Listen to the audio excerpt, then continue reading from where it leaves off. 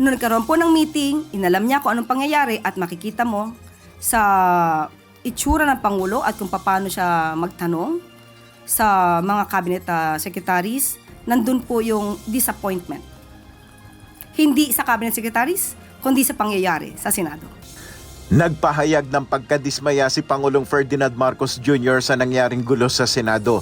Ayon kay Palace Press Officer Undersecretary Claire Castro, isa sa ikinadismaya ng Pangulo ay ang paggalis ni Senator Ronald Bato de la Rosa sa gusali ng Senado sa gitna ng protective custody na ibinigay sa kanya.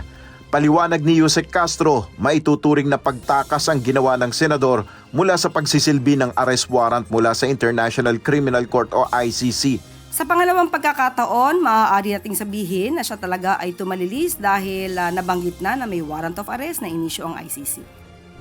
Ayon sa palasyo, nakadepende ngayon ang desisyon ni Pangulong Marcos sa ilalabas na ruling ng Korte Suprema sa petisyon na inihain ng kampo ni Senator Ronald Bato de la Rosa ukol sa arrest warrant ng ICC.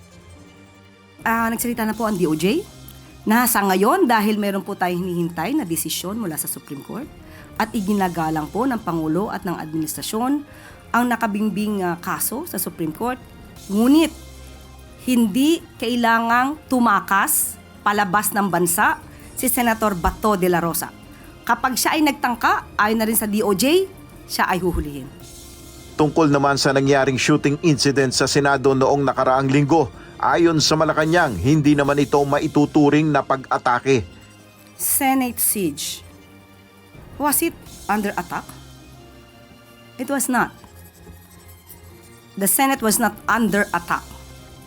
You can see that from the news, not only from the statements of the NBI and PNP, it was only the statement made by Senator Alan Cayetano.